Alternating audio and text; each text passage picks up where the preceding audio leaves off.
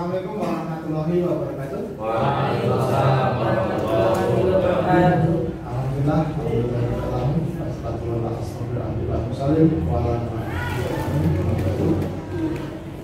yang terhormat Bapak Agung Afianto selaku Wakil Guru, mewakili Bapak Kepala Sekolah yang saat ini, maaf di sini beliau ada tugas luar. Yang kedua, Bapak Ibu guru, rekan-rekan teman di SMK Negeri 1 saya hormati pula. Pertama kita panjatkan puja dan syukur kita kepada Allah Subhanahu wa taala yang telah melimpahkan karunia-Nya kepada kita semuanya, nikmat sehat, sempat dan nikmat Islam kepada kita semuanya. Hingga pada hari ini kita masih diberi kesehatan dapat berkumpul untuk menunaikan kami calon guru penggerak dalam acara diseminasi budaya positif. Yang kedua, Bapak Mahir, salam kita dengan mendukung Nabi Muhammad SAW yang sangat kita tunggu sampai di Yaumul Akhir.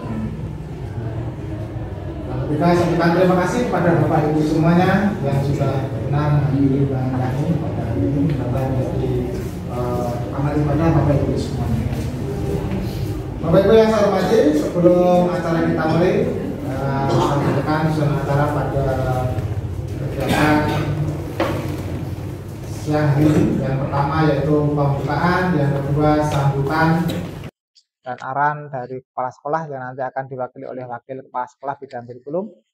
Cara yang ketiga yaitu penyampaian diseminasi dari calon guru penggerak angkatan 9 yang berasal dari SMK Negeri 1 Pilihan. Acara selanjutnya yaitu diskusi dan diakhiri dengan penutup. Bapak Ibu yang saya hormati, untuk mendapatkan rahmat dan berkah dari Allah, mari kita buka acara pada pagi hingga siang nanti ini dengan bacaan basmalah bersama-sama. Bismillahirrahmanirrahim. Mudah-mudahan dengan bacaan basmalah ini Allah bisa memberikan petunjuk rahmat dan hidayahnya kepada kita semuanya. Acara yang kedua yaitu sambutan dari Kepala SMK Negeri 1 Pemilihan. Dalam hal ini dikarenakan Bapak Kepala sedang ada tugas luar, maka dipersilakan untuk mewakili wakil kepala sekolah bidang kurikulum pada yang terhormat Bapak Agung Afianto. Waktu dan tempat kami persilakan.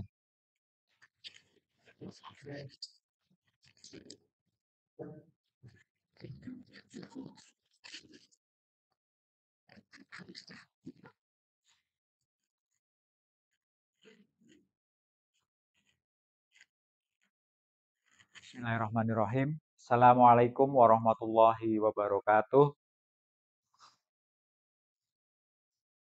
Alhamdulillahirrabbilalamin. Wa bihi nasta'inu ala umuri dunya waddin. Wassalatu wassalamu ala asrofil anbiya'i wal mursalin wa ala alihi wa sahbihi ajma'in, amma ba'du.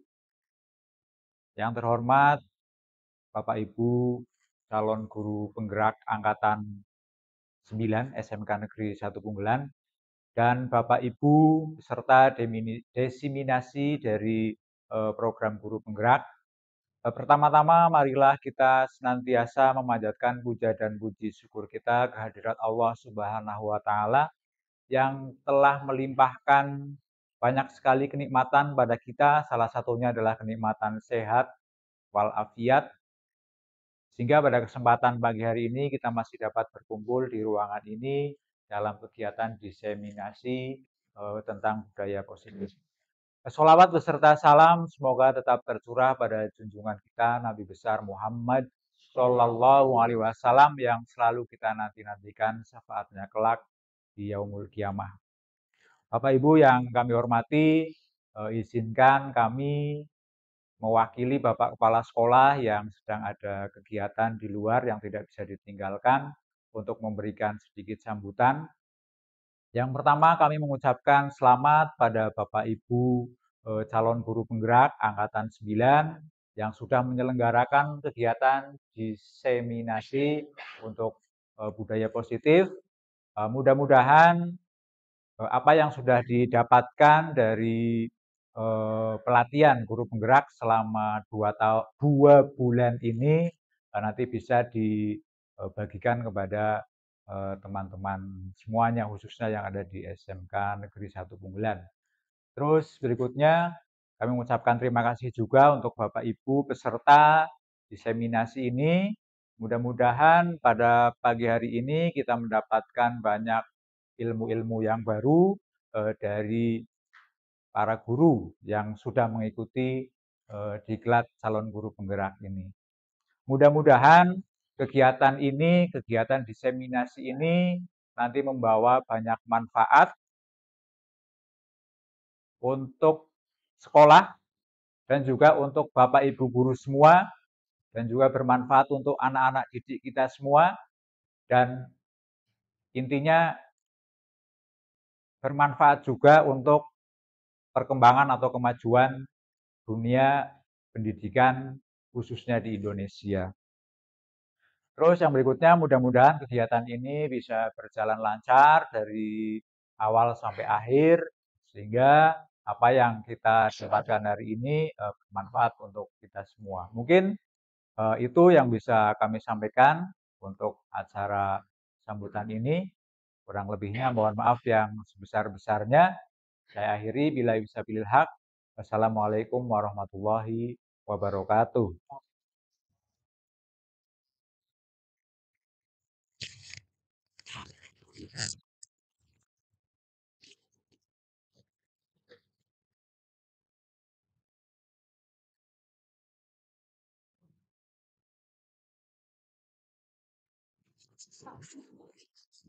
Bapak Ibu yang saya hormati, demikian tadi sambutan dan arahan yang sudah disampaikan oleh Wakil Kepala Sekolah Bidang Kurikulum SMK Negeri 1 Punggelan.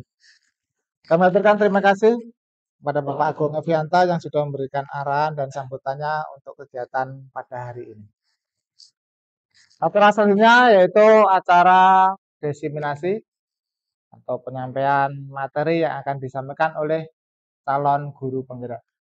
Kepada calon guru penggerak, kami persilakan untuk menyampaikan diseminasi ini. Diawali dari Pak Triyating ya Pak? Iya. Oke.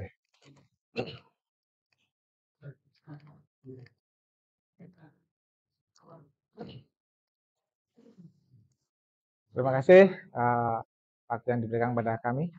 Assalamualaikum warahmatullahi wabarakatuh. Alhamdulillahirrahmanirrahim.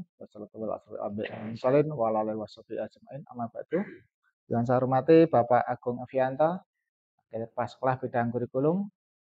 Yang saya hormati Bapak Ibu guru, teman-teman sesama pengajar di SMK Negeri 1 Punggelan, dan yang saya hormati pula rekan-rekan calon guru penggerak angkatan 9 dari SMK Negeri 1 Punggelan yang berbahagia pula. Bapak Ibu yang saya hormati, hari ini kami berempat dari calon guru penggerak angkatan 9 SMK Negeri 1 Punggelan akan menyampaikan diseminasi hasil belajar kami selama kurang lebih 2 bulan mengikuti pendidikan guru penggerak angkatan 9 khususnya dari BPGP Jawa Tengah. Nah, alhamdulillah kita semuanya di sini selama mengikuti pembelajaran atau pendidikan ada beberapa ilmu yang dapat kita serap, dapat kita ambil di sana. Dan hari ini mudah-mudahan kita bisa saling berbagi Bapak Ibu. Kita bisa membagikan apa yang kita peroleh, apa yang kita pelajari selama ini. Mudah-mudahan dapat membawa kemajuan bagi sekolah yang cinta ini. Insya Allah ya. Bapak Ibu yang saya hormati, perlu kami sampaikan. Ini sebenarnya saya akan menyapa teman-teman saya dari calon guru penggerak.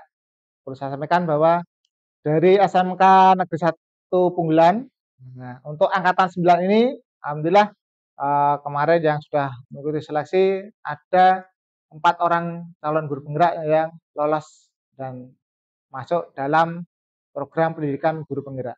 Saya sapa yang pertama Ibu Aprilan FT Wahyu ini. Nah, selamat siang Bu FT.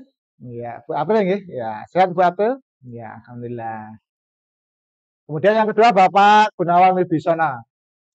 Gunawan, ini beliau Bapak Gunawan Wibisono, calon guru penggerak dari teman sejawat saya juga, yang kemudian saya sendiri, Haryadi, kemudian Bapak Wijayadi Mulyawan. Nggih. Nah, yang di pojok yang kurus, nah, karena mungkin terlalu banyak kerjaan sehingga kurus, tidak seperti saya yang gemuk ini ya. Ini profil dari kami semuanya adalah masing-masing dari kompetensi yang berbeda. Saya dari Bodi Otomotif, Pak Kun dari Sija, Pak Wijayadi dari AKL, dan Bu April dari AKL juga. Nggih. Bapak Ibu yang saya hormati, nah, hari ini kita akan menyampaikan materi tentang budaya positif Bapak Ibu. Apakah budaya positif itu? Mungkin ada budaya positif, juga ada budaya yang negatif. Yang selama ini mungkin banyak sekali terjadi di sekolah kita.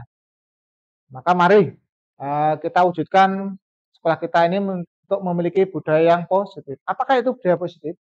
Budaya positif di sekolah yaitu nilai-nilai dan kebiasaan di sekolah yang berpihak pada peserta didik, agar mereka dapat berkembang menjadi pribadi yang kritis, penghormat, dan bertanggung jawab, Bapak Ibu. Ya, sehingga melalui budaya yang positif ini kita harapkan suasana di sekolah kita itu menjadi lebih aman, lebih tentram, dan lain sebagainya. Sehingga membawa anak-anak kita menjadi lebih baik ke depannya.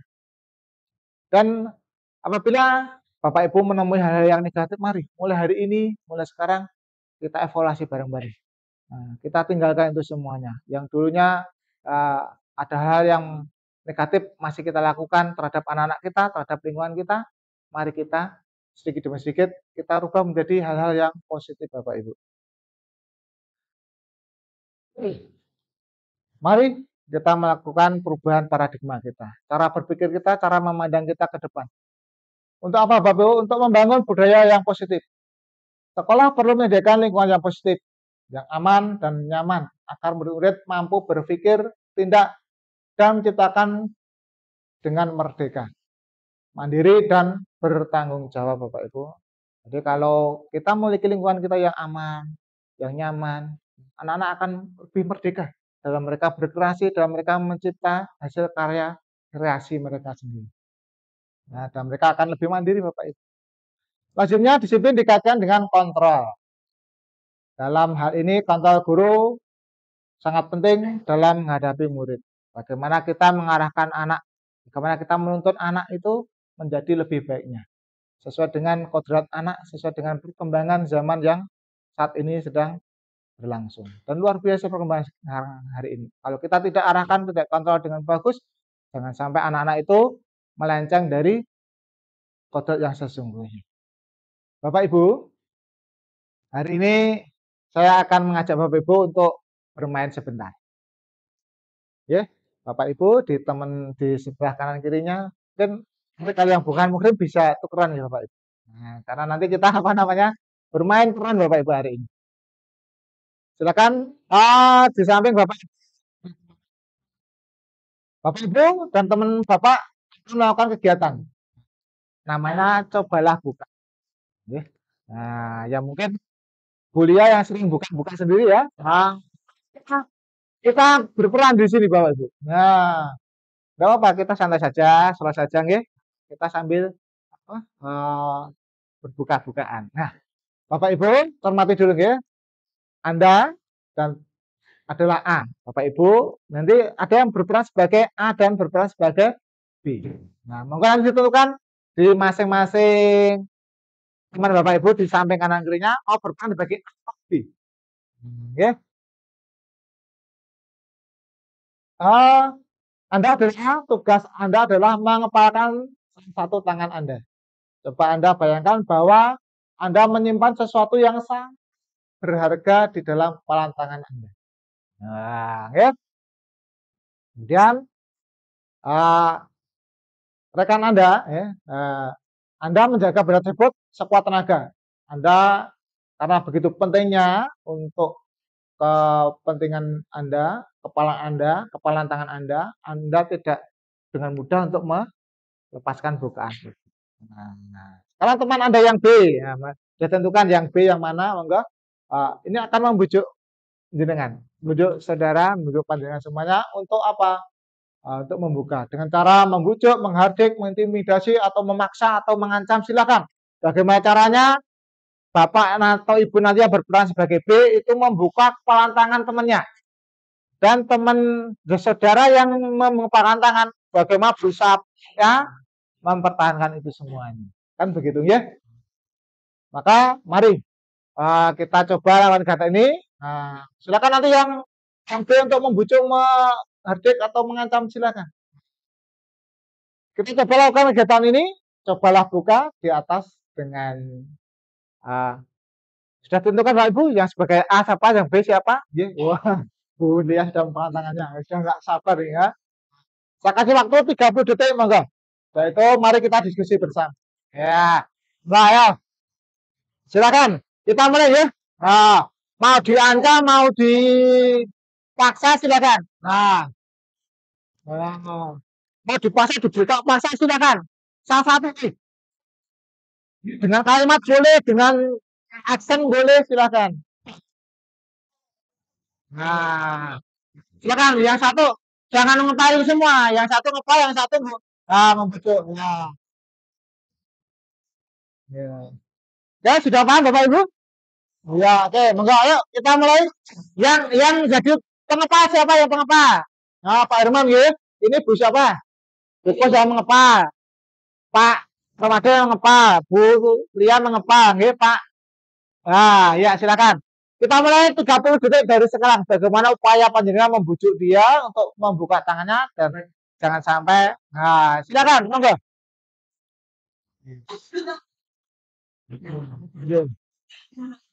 Nah, mau dirayu, mau dipaksa silakan. Apakah ada yang Anda perhatikan, itu adalah sesuatu yang sangat berharga bagi jenengan, yang tidak mau dilepaskan oleh jenengan. Nah,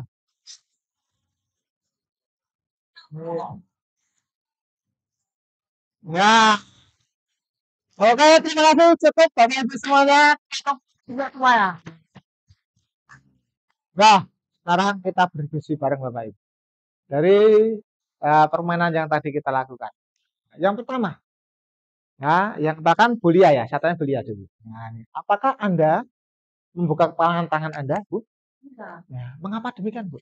Ya, barangnya ada kan Nah, yang saya sayangi. berharga. Oh iya, berharga sekali ya Bu ya. Tidak, tidak mau diserahkan begitu saja. Sebuah kehormatan untuk Ibu ya. Iya. Oke, bagus sekali. Oke, Bu Lia ternyata mampu mempertahankan Iya, mata. kehormatan beliau. Baik, kepala tangan ya berharganya ya. Ini saya tanya Bu Firman ya, tadi membuka tangan apa Bu? Yang buka? Membuka. Tadi terbuka apa Pak Firman? Oh, terbuka. Oh, karena mendapatkan apa? Itu tambahan snack. Oh iya, jadi beliau ternyata nah, saya tanya sekarang Bu Aten, tadi gimana caranya kok bisa membuka tangan dia?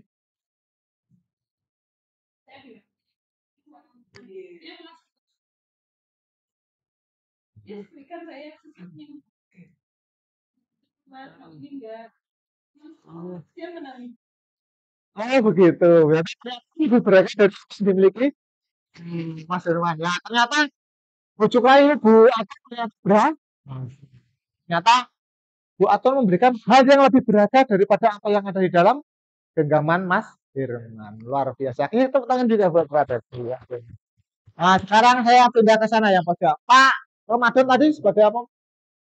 Pengepal. Terbuka nggak Pak Ramadan? Kenapa Pak Ramadan?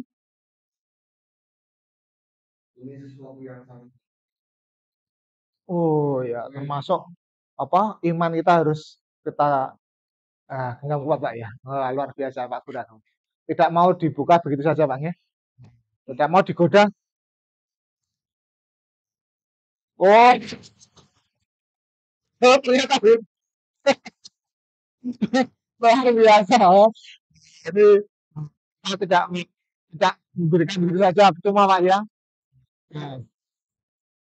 Nah, sekarang yang kedua, apakah Anda menutup pantangan Anda? Ya, sudah tadi ya. Sama ya pertanyaan. Membuka ya, yang membuka tadi tidak ya, menutup sudah. Nah, tetap menutup nggih.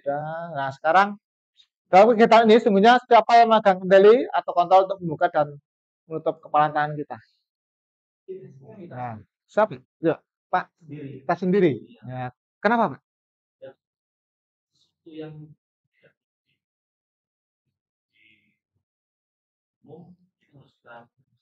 Ya. Jadi untuk hal itu yang ngontrol siapa? Diri kita sendiri. Apa kita akan tetap mengepak? Apa kita akan membuka kepala kita? Itu sebetulnya bukan karena orang lain. Karena apa? Karena kemauan diri kita sendiri, karena kontrol dari dalam diri kita sendiri. Sebetulnya orang lain itu hanya apa? Memberikan stimulus saja. Contoh seperti yang Bu Atun lakukan tadi, memberikan respons stimulus yang ternyata mengubah apa namanya mindset dia, pendirian dia sehingga dia mampu membuka. Pun demikian, yang mengontrol dia membuka dan tutup adalah dia sendiri. Nah, seperti itu Bapak Ibu ya. Iya. Selanjutnya kami sampaikan Bapak Ibu, menurut Ki Hajar Dewantara, bahwa tujuan pendidikan yang selama ini kita geluti ya Bapak Ibu sebagai pendidik itu apa sih sebetulnya? Nah, mungkin Bapak Ibu punya persepsi sendiri. Tapi menurut beliau Ki Hajar Dewantara yang kita kenal Bapak Pendidikan Nasional kita, beliau menyatakan bahwa pendidikan yaitu menuntut segala kodrat yang ada agar mereka dapat mencapai keselamatan dan kebahagiaan yang setinggi-tingginya, baik sebagai manusia maupun sebagai anggota masyarakat.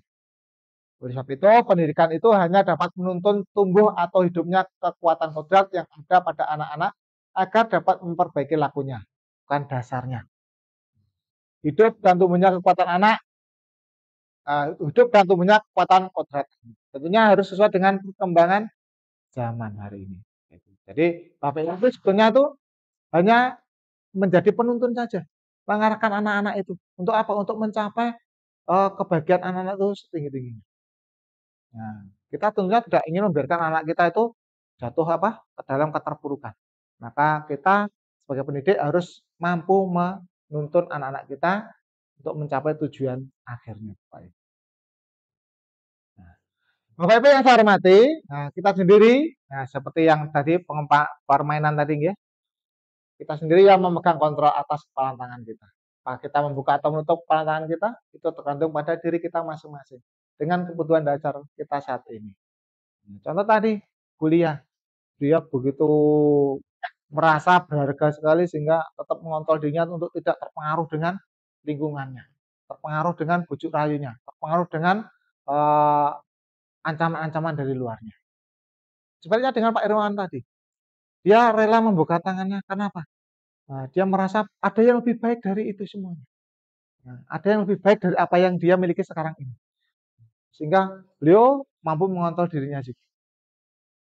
Demikian bagaimana kita mengontrol diri kita berdasarkan kebutuhan yang kita perlukan, kebutuhan kita, termasuk dengan kebutuhan anak-anak kita, Bapak Ibu. Anak-anak akan mengekspresikan apa yang mereka mau, apa yang mereka butuhkan. Sudahkah kita selama ini meneliti karakter anak itu seperti apa? Apakah yang anak butuhkan, Bapak Ibu?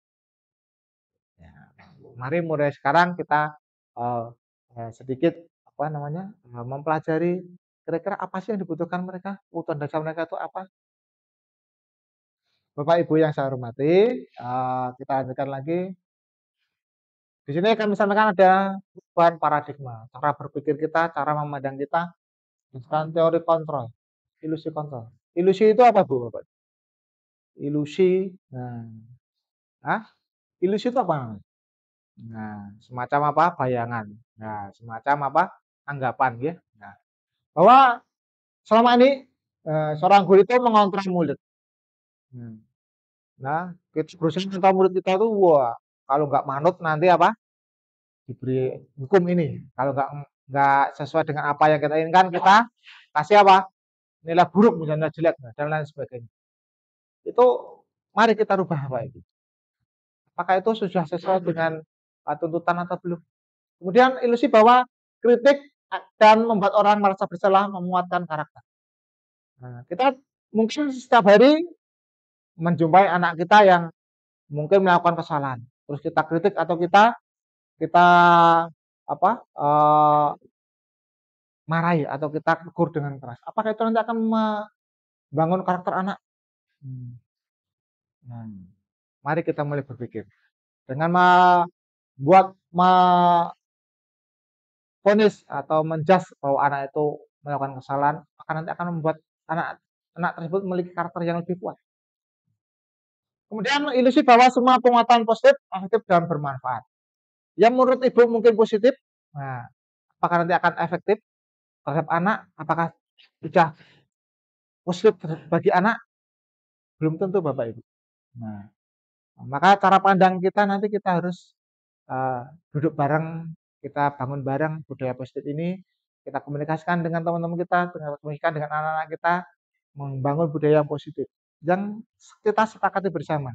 Positif bagi kita belum tentu bagi anak didik kita, belum tentu bagi teman kita. Makanya mari kita rubah mindset kita, cara pandang kita, paradigma kita, agar ini nanti terjadi kesinambungan antara guru dan murid-murid yang kita ajar. Kemudian ilusi bahwa orang dewasa memaksa.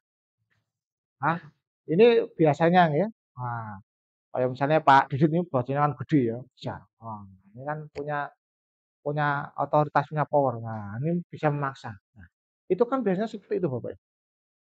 Kita memaksa anak-anak kita untuk melakukan satu hal yang sebetulnya tidak mereka senangi, tidak mereka butuhkan. Ya. Ini perlu kita rubah mindset kita. Nah, melalui diskusi kita bersama hari ini nanti.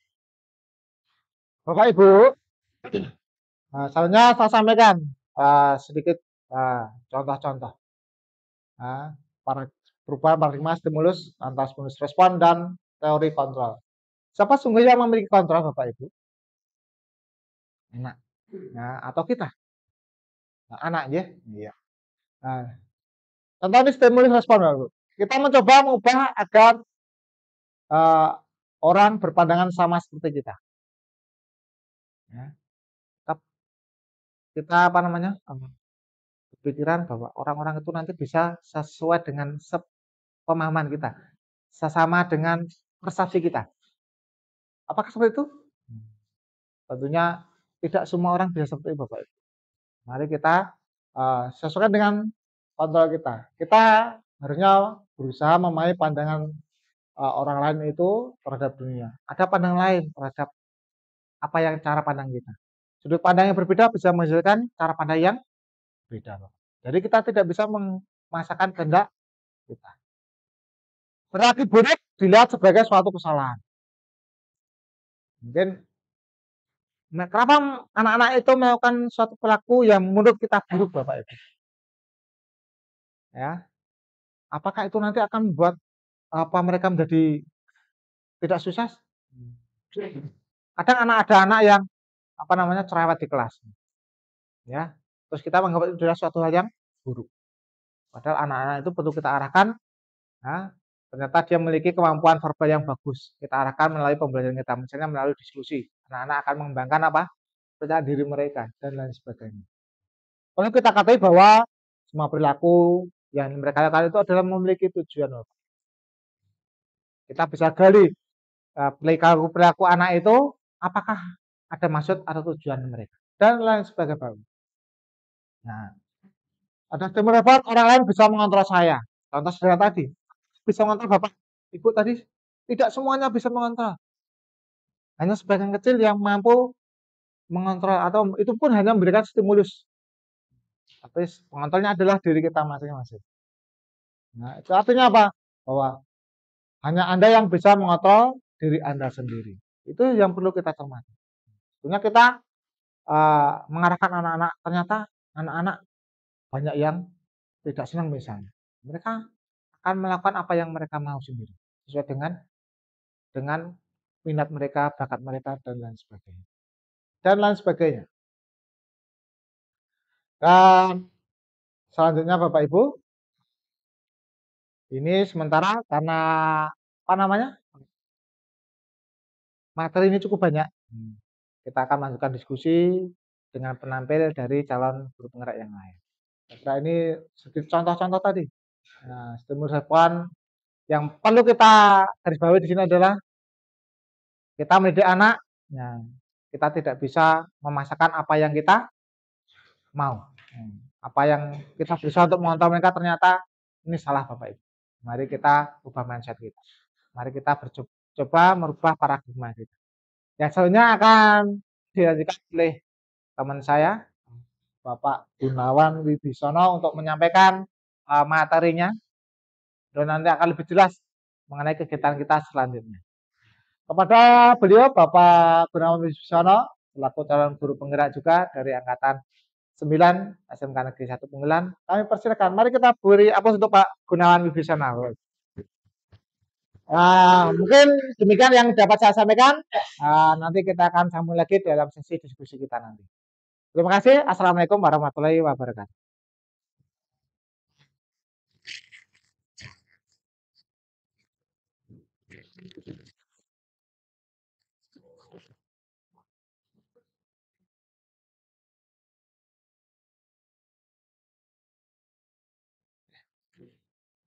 Bismillahirrahmanirrahim. Assalamualaikum warahmatullahi wabarakatuh. Terima kasih Pak Tri telah menyampaikan diseminasi yang pertama. Bapak Ibu guru semuanya masih semangat ya? Masih semangat. Alhamdulillah, sambil dinikmati sambil fokus ke sini juga. Di sini izinkan saya akan menyampaikan materi diseminasi yang sudah saya pelajari di modul 1.1 sampai modul 1.4. Nah, barangkali kita bisa langsung mengaktualisasikannya, mempraktekannya di kegiatan kita dalam proses belajar mengajar. Langsung saja, karena masih ada 2 kontestan berikutnya ya. Silahkan Pak Guntur, kalau kurang bisa nambah. Ya, Bapak Ibu, kira-kira ya kita sudah sering mendengar kata disiplin, nggih. Dari sebelum ke kerja, kira-kira disiplin itu apa? Ada yang tahu? Disiplin? Menaati aturan. Nah, sekarang masih aturan. Nanti kalau Bapak Ibu guru masuk CGP sudah tidak ada aturan lagi, tapi hanya keyakinan. Nah, nanti makanya Bapak Ibu di sini saya harapkan masuk menjadi atau mendaftar guru penggerak. Di sini ya, nanti kita dikasih itu bagaimana cara mengelola emosi. Kita mengelola emosi siswa, bagaimana kita bisa mendidik siswa agar lebih berdisiplin tapi memanusiakan manusia. Jadi ngewongke anak, tidak menggunakan hukuman. Nah, nanti kita akan lebih lebih humanis ke anak, supaya anak tidak tertekan dalam belajar, lebih leluasa. Ya, di sini ya, disiplin itu berasal dari kata disiplina, yang artinya belajar. Jadi disiplin artinya itu belajar. Saya baru tahu ya pada saat belajar guru penggerak. Makna berasal dari berkonotasi dengan disiplin diri dari murid-murid Sokrates dan Plato. Ini pada saat kita kuliah atau ya ada pelajaran saya Sokrates dan Plato, kalau enggak di SMA ya. Kemudian disiplin diri membuat orang menggali potensinya menuju sebuah tujuan apa yang dia hargai. Ya. Namun dalam budaya kita makna kata disiplin telah berubah menjadi sesuatu yang dilakukan seorang pada orang lain untuk mendapatkan kepatuhan. Ya. Kecenderungannya umum adalah apa? Menghubungkan disiplin dengan ketidaknyamanan, bukan dengan apa yang kita hargai atau pencapaian suatu tujuan yang mulia. Di sini Anda atau kita ya tidak bisa main ya dalam simulasi A dan B mengepal di sini, kita hanya bisa mengontrol diri kita sendiri karena kita adalah makhluk hidup. Beda dengan kita menggunakan televisi bisa mengontrol menggunakan remote. Manusia nggak bisa digunakan remote. Walaupun bahasanya ada yang bisa menggunakan dan sebagainya, tapi apa namanya, tidak bisa diterjemahkan secara ilmiah, ya seperti itu.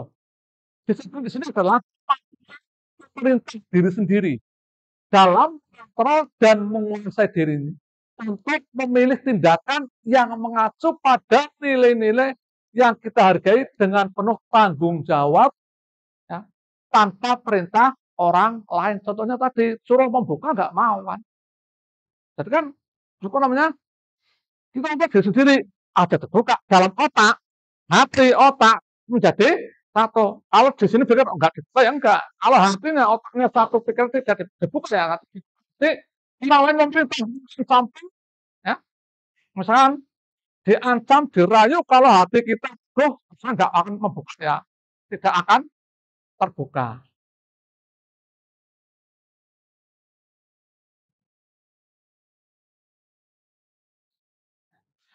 Dari nilai-nilai yang besar, nilai-nilai kebajikan. Setiap sifat positif manusia yang merupakan tujuan mulia yang ingin didapat setiap individu. Nilai-nilai kebajikan yang ingin dicapai setiap individu di Indonesia kita kenal dengan profil pelajar Pancasila. Jadi di sini di calon guru penggerak itu sudah sesuai dengan kurikulum Merdeka. Jadi kita mengacu pada profil pelajar Pancasila. Jadi itu pertama apa? Beriman. Beriman itu bertakwa kepada Tuhan Yang Maha Esa dan berakhlak mulia. Dan di sini ada Bu Us dan Pak Ramadan. Tingkatan ini bertakwa itu dalam tadi agama tingkatan yang gimana Pak? Bertakwa. Yang paling tinggi. Bertakwa itu berarti sudah menguasai apa Pak? Dalam agama itu.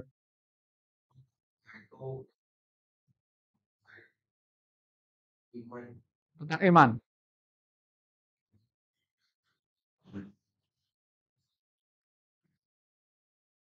Ya, itu dalam konteks kita sudah beragama Islam adalah bertakwa seperti itu. Kemudian yang kedua adalah mandiri.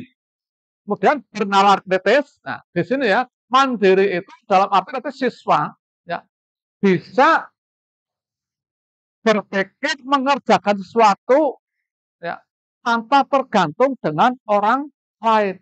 Sesekali bisa, tapi tidak selalu gantung dengan orang lain. Contohnya orang tua. Kemudian bernalar kritis. Di sini profil pelajar Pancasila melatih peserta didik untuk bernalar kritis. Kemudian ada lagi berkebinekaan global. Jadi kita saling menghormati karena Indonesia banyak sekali suku budaya yang berbeda, beda kan bergotong royong. Kemudian ada lagi kreatif.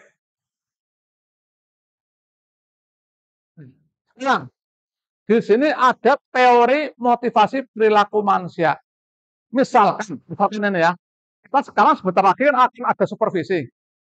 Ya, kira-kira saya akan membuat RPP karena besok akan disupervisi. Itu menurut panjenengan ini motivasi eksternal atau internal? Tapi saya mau membuat RPP karena besok mau disupervisi. Eksternal. Ya. Kemudian misalkan kalau internal apa kira-kira?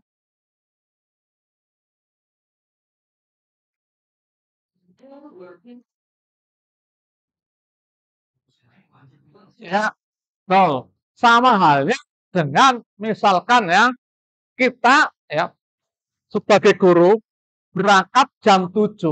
Ya, misal berangkat jam 7, saya datang terlambat, nanti ada kepala sekolah di pintu gerbang, misalkan ya. Jadi motivasinya itu berarti masih motivasi orang eksternal, bukan dari diri sendiri. Kalau diri sendiri, saya berangkat ke sekolah tempat berangkat awal karena itu sudah merupakan tanggung jawab saya sebagai seorang guru, memenuhi kewajiban saya sebagai seorang guru, maka saya datang ke sekolah tepat waktu itu internal. Tapi kalau eksternal, saya datang ke sekolah tepat waktu, takut nanti kalau terlambat kepala sekolah sudah berdiri di depan pintu gerbang. Itu berarti faktor eksternal. Ada lagi misalkan ya, saya misalkan ya akan menjalankan tugas sesuai menjalankan tugas sebaik-baiknya agar mendapatkan mungkin reward dari sekolah. Nah, berarti itu termasuk motivasi eksternal. Jadi kalau di sini berarti alhamdulillah ya, walaupun belum CGP ini ternyata sudah bisa memaknai mana yang motivasi eksternal, mana yang motivasi internal. Saya yakin kalau Bapak Ibu di sini yang nanti akan ikut mendaftar CGP dan terima akan lebih hebat lagi.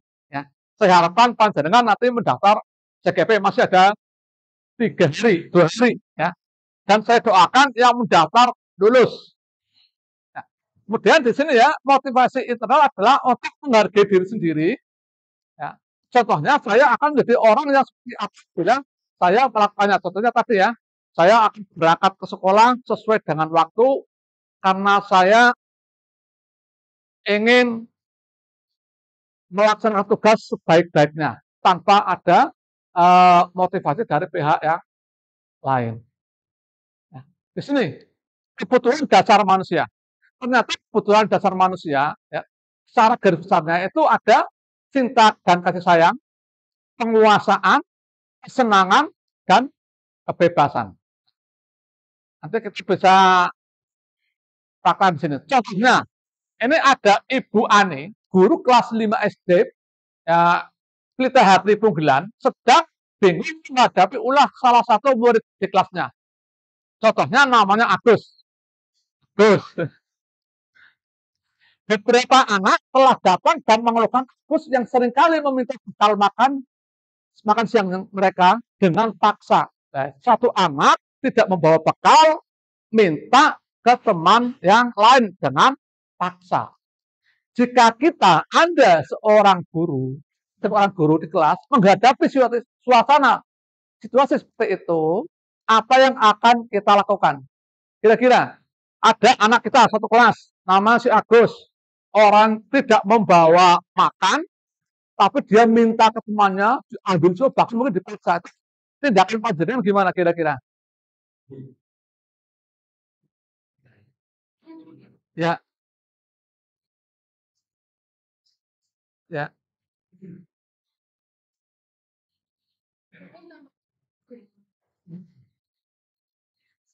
Ya. Dia pingin udah bohong seneng dia ngapa gede kan Ya. Betul.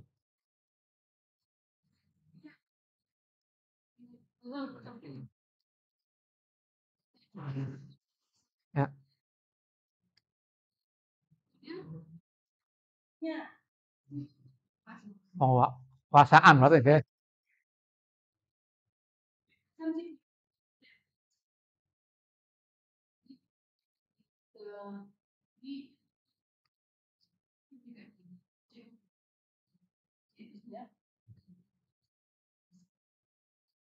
Oke, terima kasih teman-teman.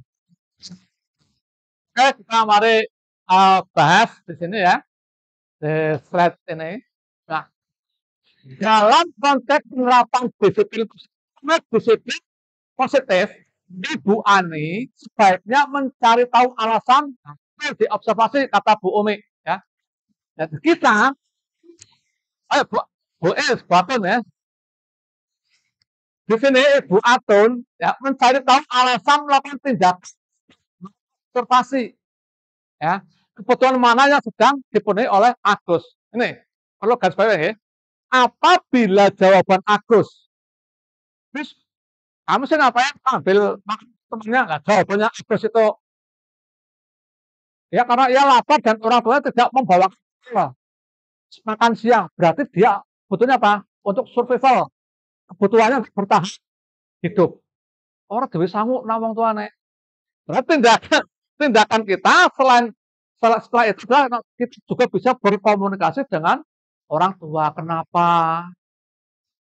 tidak disangu nih? Apa hanya sekali 2 kali kan tanya apa tiap hari tidak membawa bekal dan sebagainya. Kemudian yang kedua, apabila jawaban Agus senang jika temannya memperhatikan dia. Tadi betul sama Bu Umi.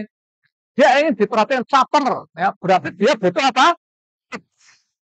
Kebutuhan kasih sayang.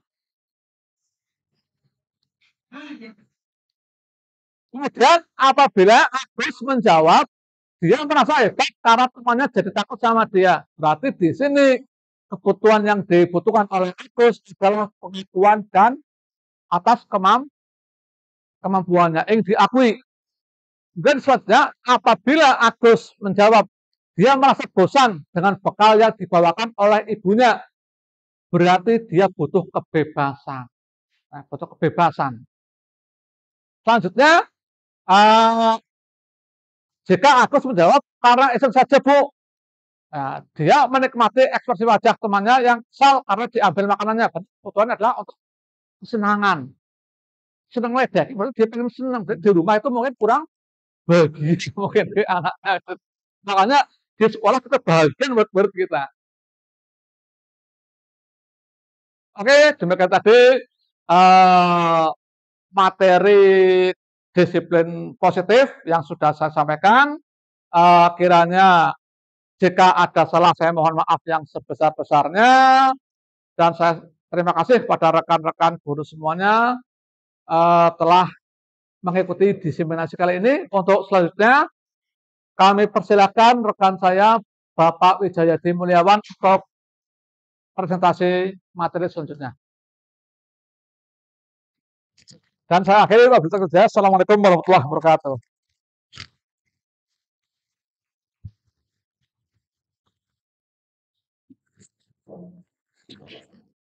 Terima kasih Pak Gunawan. Rekan-rekan guru semua, Assalamualaikum warahmatullahi wabarakatuh. Mohon izin saya tampil menjadi orang yang ketiga untuk menampilkan atau menyajikan tentang diseminasi budaya positif di sekolah. Ibu Bapak yang saya hormati, Ibu Bapak mungkin sudah lelah. Saya sedikit punya permainan. Permainannya gampang, tapi akan sulit dilakukan. Permainannya gampang, tapi sulit dilakukan. Itu apa? Jadi Bapak Ibu nanti akan melakukan apa yang saya contohkan. Pertama adalah saya akan memutar tangan saya ke depan, tangan kiri saya ke depan, silakan Ibu lakukan. Kemudian saya akan mutar tangan kanan saya ke belakang. Sudah. Kemudian coba lakukan kedua hal tadi bersamaan. Jangan terlalu cepat, jangan terlalu lambat. Biasa saja. Silahkan yang kiri ke depan, yang kanan ke belakang. Nah, silahkan lakukan. Seperti saya, iramanya adalah pelan saja. Tidak usah terlalu dipikir. Nanti kalau semakin dipikir, Bapak Ibu akan mumet. Nah, itu.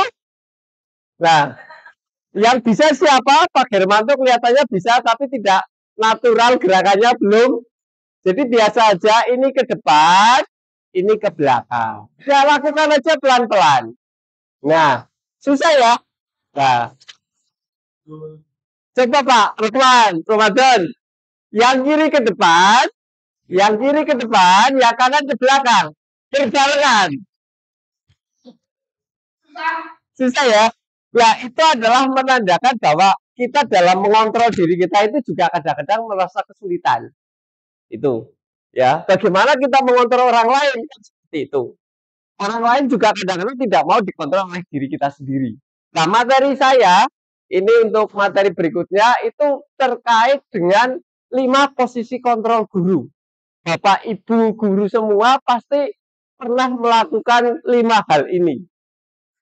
Tapi kalau saya lihat-lihat mungkin kebanyakan dari kita adalah penghukum. Nah, kamu salah. Kenapa kamu nggak garap PR? Kenapa kamu tak dan seterusnya? Nanti di sesi ini kita akan belajar 5 posisi kontrol guru. Yang pertama adalah penghukum. Mungkin kebanyakan dari kita adalah seorang guru yang suka menghukum. Kemudian yang kedua, membuat merasa bersalah. Membuat merasa bersalah. Jadi bukannya membimbing, malah anak itu merasa jadi mereka merasa bersalah. Kemudian menjadi teman, pemantau, dan manajer. Model berpikir menang-menang, kolaborasi, dan konsep menciptakan pilihan-pilihan. Jadi dalam pendidikan penggerak ibu yang di sini mendaftar bisa masuk. Jadi nanti kita bisa membentuk suatu komunitas ya Pak Tri, komunitas guru penggerak yang akan merubah paradigma di sekolah kita. Terus Bapak Ibu, kalau Bapak Ibu mendaftar susahnya hanya di awal saja. Kalau sudah nyemplung sudah enak karena teman-teman kita itu banyak. Teman-teman kita banyak. Yang susah itu membuat esai, kemudian nanti ada tes, ada uji praktek mengajar, kemudian ada wawancara yang durasinya itu kalau mengajar itu 10 menit. Jadi RPP-nya Bapak Ibu yang 45 menit disusun jadi 10 menit. Itu sudah ada pendahuluan, isi, penutup. Itu memang ya susahnya. Ya, sebenarnya nggak susah. Ya. Iya, betul sekali Pak Tri. Tuh, ya. Kalau wawancara durasinya bisa 1 jam sampai 2 jam. Asalkan isi yang kita buat itu adalah yang kita lakukan, nanti pas di wawancara nggak akan kesulitan. Karena yang ditanyakan adalah yang diisi. Kalau Bapak Ibu misalnya menuliskan tidak yang sesungguhnya, ada kesulitan. Karena kan dikejar terus. Itu seperti itu. Itu pengalaman saya. Kebetulan dulu kita tes mengajar bareng ya Pak Tri. Pak Gunawan, saya sama Pak Tri itu bareng 1 hari. Cuma beda jam gantian. Saat itu hujan besar ya Pak Tri.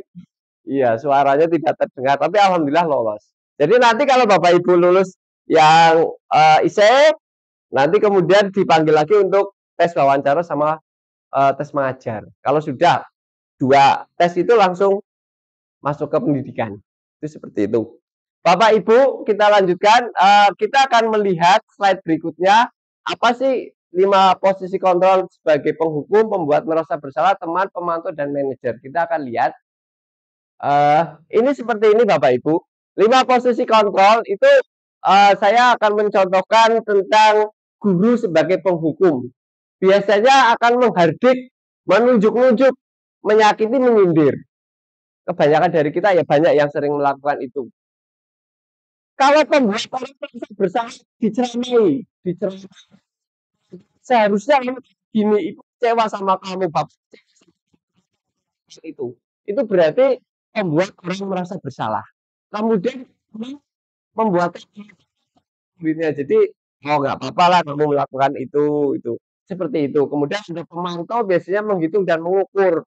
Kamu tugasnya kurang ini dan seterusnya. Kalau manajer itu biasanya dalam mengajukan pertanyaan-pertanyaan. Kemudian ada misalnya ini ada guru berkata, kalau kamu tidak melakukannya, awas ya, rasakan. Itu berarti penghukum. Saya sering dengar, saya sering melihat juga. Kita mungkin semuanya sering melihat.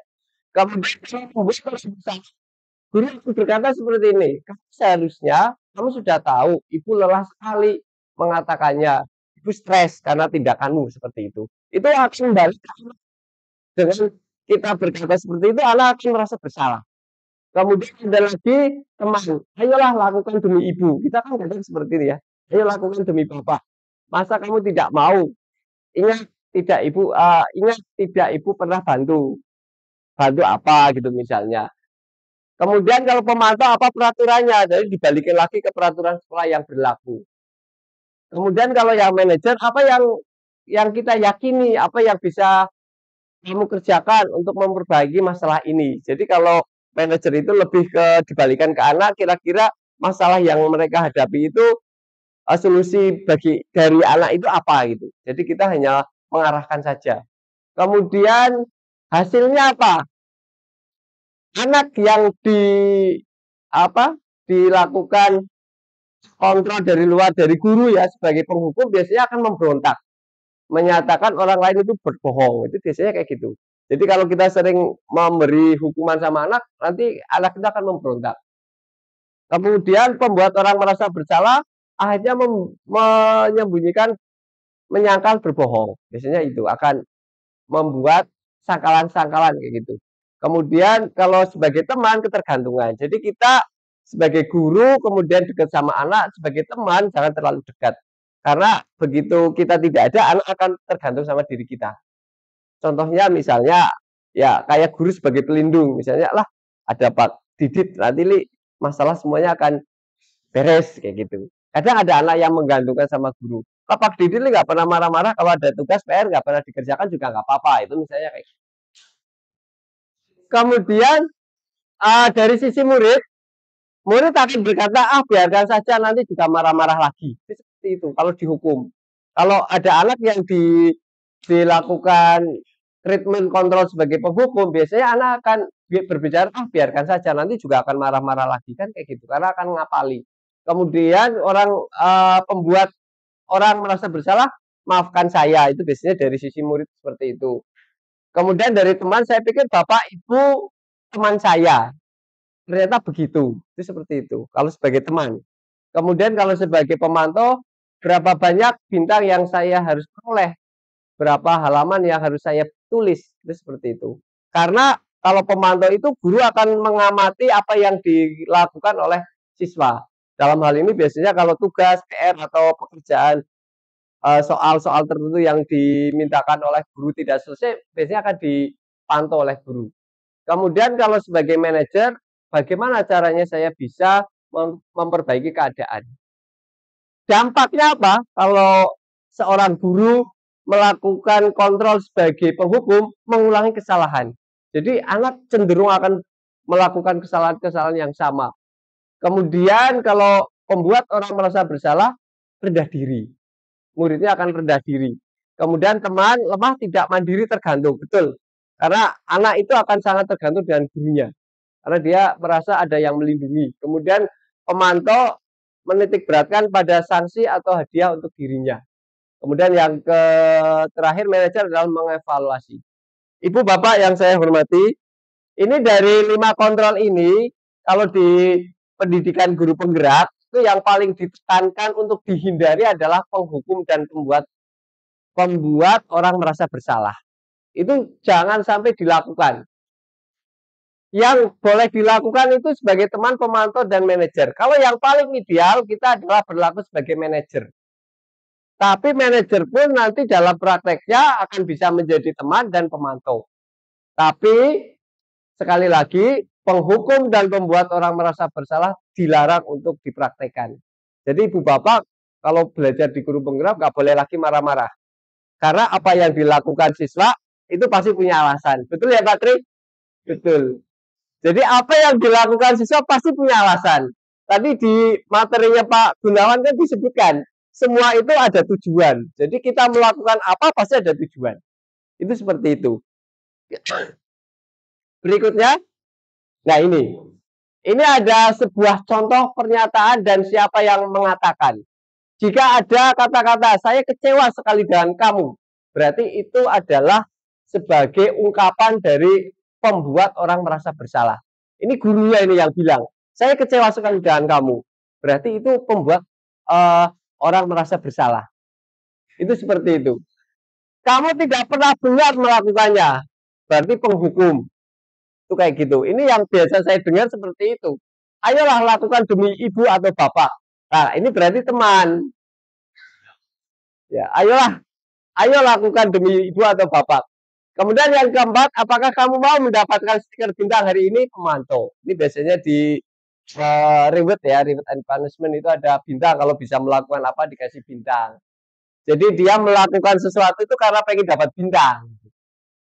Kalau nggak melakukan berarti nggak dapat bintang. Itu nanti jadinya ya kurang bagus juga. Kemudian yang manajer, bagaimana kamu bisa menyelesaikan masalah ini? Ini lebih humanis. Jadi ditanya balik, bagaimana kamu bisa melakukan ini? Bagaimana kamu bisa menyelesaikan ini? Itu seperti itu. Jadi di modul 1.1, modul 1 kita belajar bagaimana melakukan pendekatan yang lebih baik kepada murid. Jadi kita itu diajari biar tidak menjadi penghukum dan membuat orang merasa bersalah. Itu titik utamanya di situ. Jadi yang selama ini kita lihat di lingkungan kita, kebanyakan guru seringnya menghukum, memarahi, kemudian membentak atau yang lain. Itu sebenarnya nggak boleh. Kemudian ada lagi kata-kata gini, kamu selalu yang paling terakhir dalam mengerjakan tugas ini itu. Itu adalah penghukum. Itu juga dilarang. Iya, dilarang. Sebenarnya dilarang. Kemudian, bentar, kebablasan.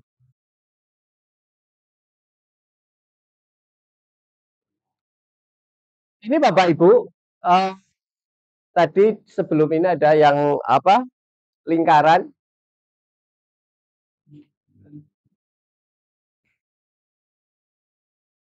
Mana tadi? Oh, setelah itu tadi. Oh, setelah video. Oke. Ibu Bapak yang saya hormati, ini ada sebuah video. Ibu Bapak dengan melihat video ini akan jelas, oh, berarti guru itu sebagai penghukum. Apakah selama ini saya seperti itu? Seperti itu. Kita saksikan video tentang 5 posisi kontrol. Main apa? Main nggak Pak? Ya, dimulai Pak. Mencoba ya Pak. Klik saja Pak, itu kan. Ayo, sudah jalan. Kita lihat. Salam bahagia Ibu dan Bapak guru hebat. Dalam penerapan disiplin positif restitusi, salah satu program yang dikembangkan adalah 5 posisi kontrol. 5 posisi kontrol dalam restitusi adalah proses perjalanan seorang pendidik agar dapat mengenali dirinya.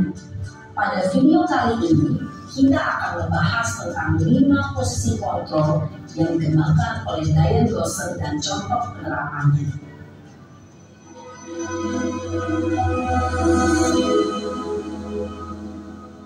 Kita akan lihat 5 posisi kontrol itu adalah 1. Posisi penghukum, 2. Posisi pembuat merasa bersalah, 3. Posisi teman, 4. Posisi pemantau atau monitor, dan 5. Posisi manajer. Untuk lebih memahami kelima posisi tersebut, mari kita saksikan kasus kemarin yang terlambat hadir 20 menit di sekolah. di kasusnya terlambat hadir. Bagaimana kelima posisi kontrol dalam menghadapi masalah tersebut.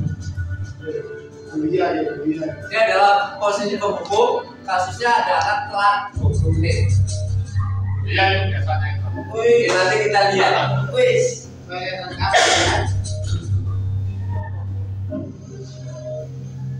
Nalan! Sini kamu! Selalu terlambat. Kamu deh, pasti terlambat. Aku, saya Apa? Apa coba? Alasan kamu apa lagi? Kapan sih kamu tidak terlambat? Malas sekali ya kamu jadi anak. saya Dasar pemalas. Gak kapok-kapok sih kamu. Sudah berapa kali terlambat? Sana, kamu keliling lapangan basket 2 kali. kenapa saya harus di lapangan basket, Bu? Kenapa? Kamu melawan ibu.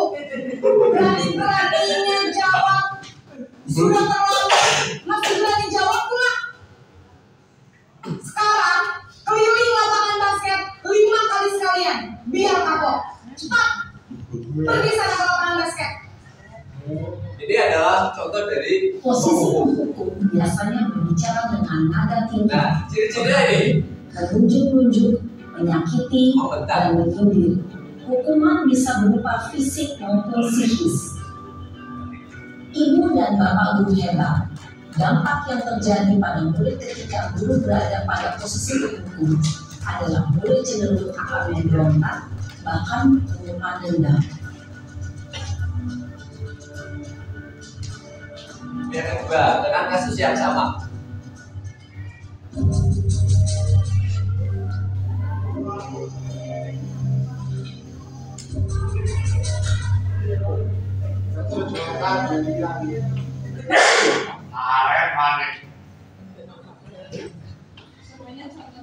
Selamat pagi, Bu.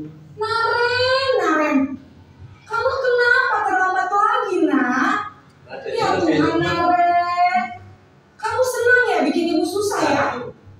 Kalau kamu terlambat lagi, nanti ibu yang ditegur bapak kepala sekolah, nak. Disangka ibu tidak bisa membina kamu. Duh, gimana ini? Maaf, Bu.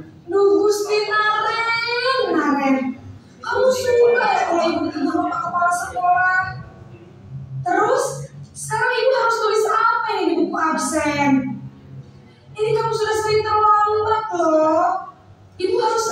coba?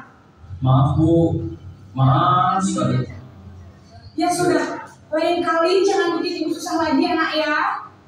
Ibu tidak akan kuat lagi kalau kamu begini terus.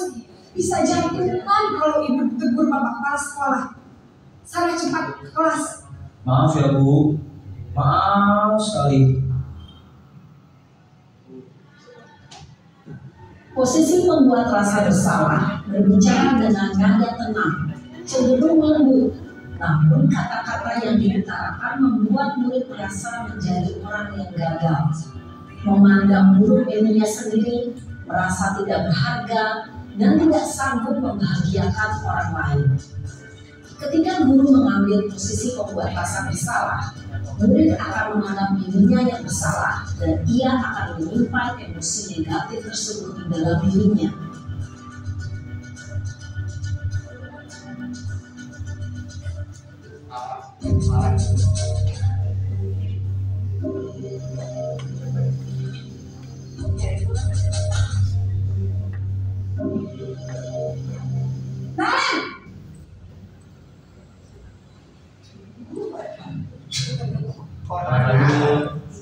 Wah, sudah jam berapa ini nak?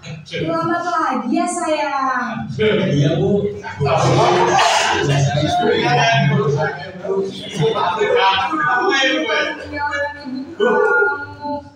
Kamu bukannya anak yang larinya paling kencang. Kok terlambat sih? Iya Bu, saya memang terlambat banget tadi. Jadi biarpun saya lari kencang, tetap gak kejar Bu. Ya sudah sana. Nanti lain kali larinya lebih kencang lagi ya. Biar gak terlambat lagi. Bikin senang ibu. Demi ibu. Bisa kan? Bisa lah Bu. Ya sudah sana masuk kelas. Ibu beresin urusan absen kamu. Kamu ini ada-ada saja. Dalam posisi tenang, guru berbicara dengan nada suara ramah, akrab, cenderung bersenda gurau untuk menjaga suasana santai. Murid akan merasa senang, aman, dan akrab dengan guru. Identitas yang tercipta adalah identitas sukses atau berhasil. Namun, perlu diingat, karena ini masih dorongan eksternal, maka ada faktor ketergantungan dari murid kepada orang tertentu. Di sini guru aksennya, sehingga di lain waktu murid bisa berperilaku baik, namun hanya kepada orang-orang tertentu saja.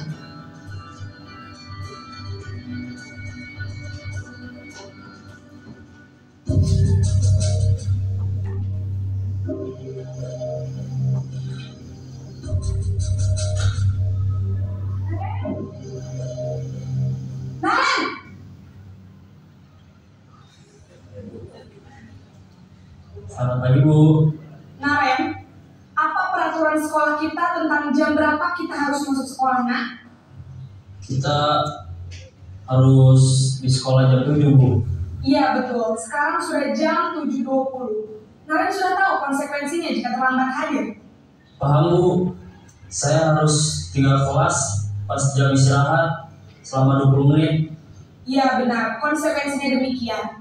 Jadi nanti jam 9.30 pas istirahat, kamu harus tinggal di kelas, kerjakan tugas tambahan untuk ketertinggalan kamu, ya? Baik Bu. Posisi pemantau mengandalkan penghitungan atau data untuk mengontrol murid. Guru mengarahkan murid berdasarkan peraturan dan konsekuensi. Seorang pemantau menunjukkan bahasa tubuh dan ekspresi wajah yang datar dan cenderung formal.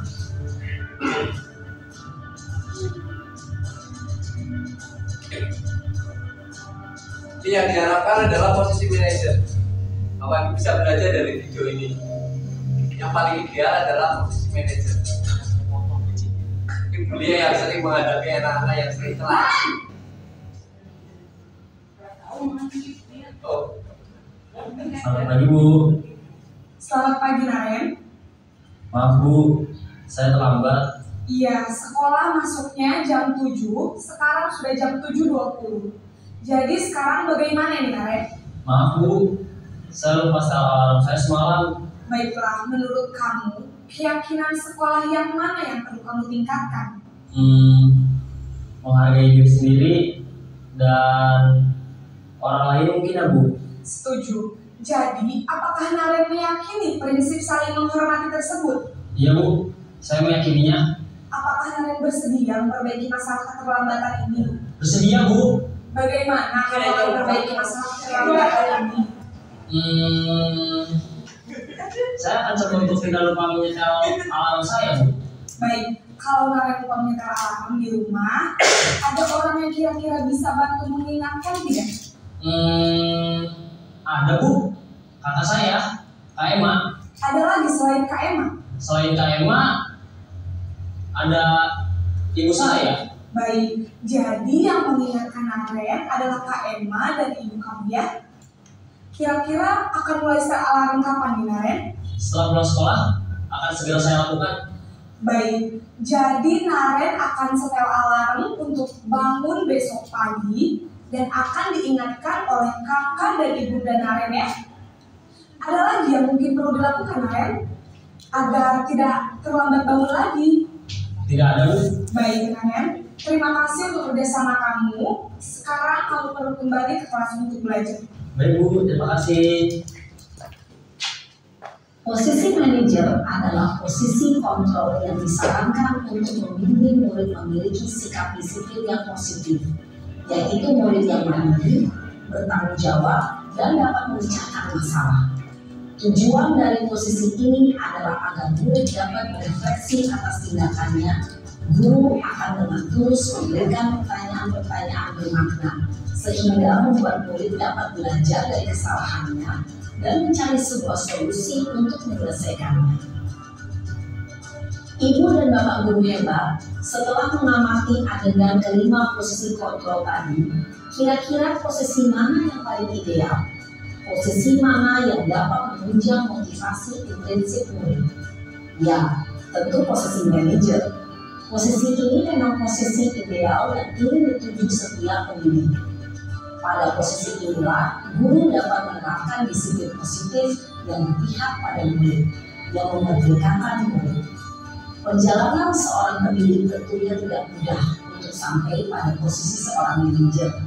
Namun, tujuan kita pasti, yaitu menciptakan murid-murid yang mandiri, merdeka, dan bertanggung jawab. Semoga penggambaran 5 posisi kontrol yang telah diperlihatkan ini dapat menjadi ajang refleksi bagi kita semua agar dapat terus mengasah dan menerapkan disiplin positif yang memerdekakan murid. Mari terus berlatih dan bersemangat. Selamat menerapkan. Salam dan bahagia Ibu dan Bapak guru hebat.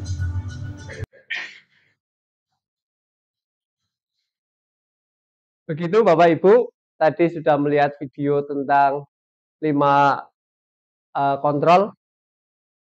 Bapak Ibu diharapkan adalah diposisikan sebagai manajer. Jadi dalam posisi manajer itu kesalahan yang dilakukan murid itu dikembalikan lagi ke murid, bagaimana solusinya. Seperti itu, bukan kita yang mengarahkan, tapi murid dengan kemauan mereka sendiri yang akan menentukan solusinya apa. Kalau yang tadi kan dicontohkan setel alarm, kemudian ada yang mengingatkan, itu seperti itu. Bapak Ibu, budaya positif di sekolah kita itu akan dibentuk melalui ini Bapak Ibu. Pertama kita harus membuat peraturan kelas. Ini mungkin belum pernah di sekolah kita. Peraturan-peraturan yang di kelas yang levelnya lebih kecil itu kita harus susun, kemudian buat keyakinan kelas, kemudian lingkungannya harus berlaku positif, lingkungan positif, kemudian baru budaya positif itu akan bisa berjalan.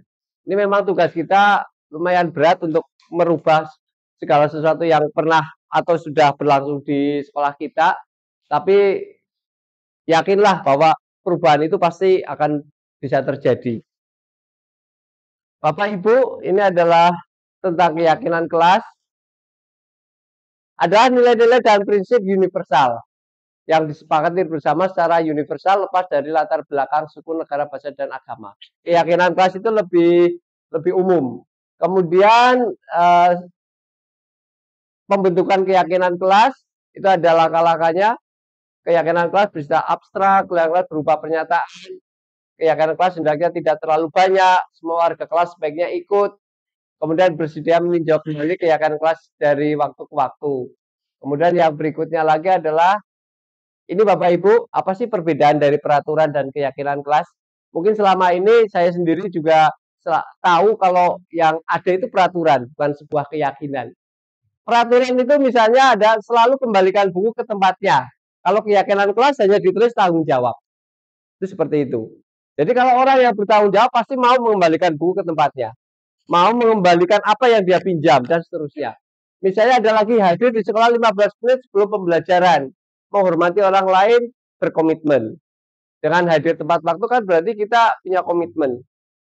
Kemudian dilarang melakukan kekerasan, dilarang menggunakan narkoba. Itu kalau keyakinan kelas hanya kesehatan, keselamatan seperti itu. Keyakinan kelas itu lebih universal, lebih umum. Kemudian kita lanjutkan lagi. Kayaknya ini sudah selesai. Nanti slide berikutnya akan disampaikan oleh Bu April. Saya hanya sampai di sini. Terima kasih untuk perhatiannya Bapak Ibu. Mohon maaf untuk segala kesalahan, mungkin salah-salah kata. Saya akhiri. Billahi taufik wal hidayah. Wassalamualaikum warahmatullahi wabarakatuh.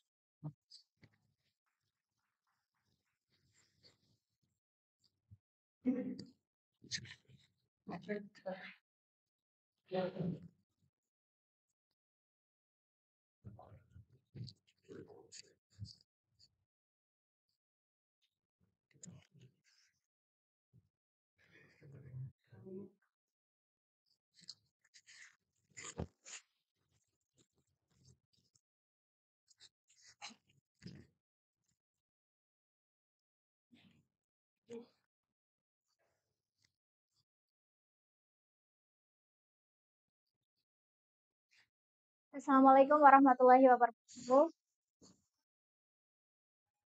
Terima kasih atas waktunya dan terima kasih atas kesempatan yang diberikan oleh Bapak Ibu guru semuanya sehingga kami dari calon guru penggerak angkatan 9 dapat melakukan diseminasi budaya positif. Kali ini saya akan melanjutkan presentasi dari yang disampaikan oleh Pak Wijayadi. Jadi posisi kontrol yang diharapkan dapat dilaksanakan oleh seorang guru adalah menjadi posisi manajer. Nah, posisi manajer adalah posisi yang paling ideal. Untuk menjadi seorang manajer, guru itu perlu menerapkan segitiga restitusi. Nah, ini segitiga restitusi.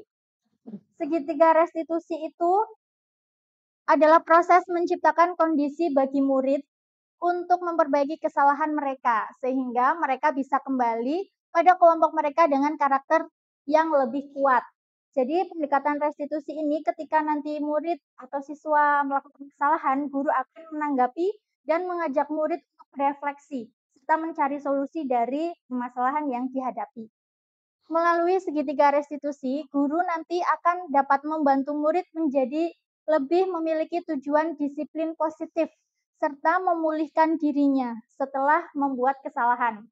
Jadi, orang yang membuat kesalahan itu terkadang dalam posisi yang tidak stabil. Nanti akan kami tunjukkan bagaimana langkah-langkahnya. Membantu murid untuk jujur pada diri sendiri dan mengevaluasi dampak dari kesalahan yang dilakukan. Kemudian memberikan penawaran, bukan paksaan. Jadi di sini ketika murid itu melakukan kesalahan, guru akan menawarkan bagaimana langkah-langkah untuk menyelesaikan dan juga mencari solusi. Tidak hanya diberikan hukuman, tetapi nanti ada istilahnya konsekuensi. Jadi ketika murid melakukan kesalahan, konsekuensinya bagaimana? Tuh. Langkah-langkah dalam segitiga restitusi ada 3. Yang pertama adalah menstabilkan identitas. Ini yang paling dasar. Kalimat yang disampaikan oleh guru dapat berupa, setiap orang pasti pernah melakukan kesalahan. Kemudian kamu bukan satu-satunya yang pernah melakukan ini.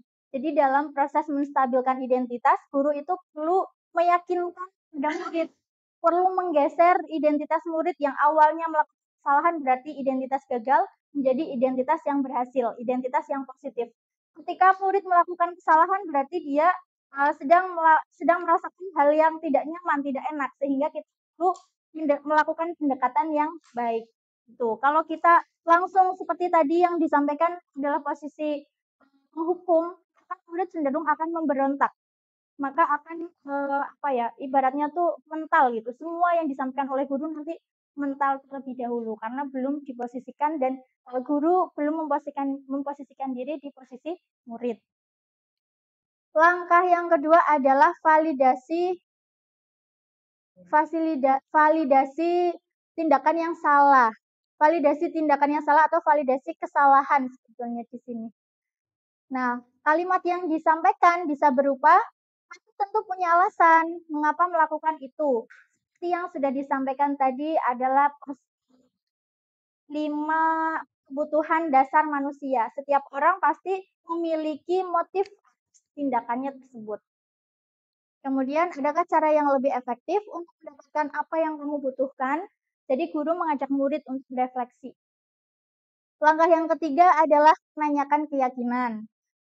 Menanyakan keyakinan ini nyambung dengan materi yang disampaikan oleh Pak Wijayadi, yaitu tadi keyakinan kelas. Ketika kita sudah memiliki keyakinan kelas bersama murid, nanti kita kembalikan ke murid ketika melakukan kesalahan. Apakah kamu sudah melaksanakan keyakinan kelas yang kita sepakati? Belum. Tuh. Kamu ingin menjadi orang yang seperti apa? Lalu kita tunjukkan, apakah dengan tindakan kamu yang melakukan kesalahan seperti itu, apakah kamu ingin menjadi orang yang seperti itu? Pasti nanti murid akan kooperatif ketika diajak berdiskusi.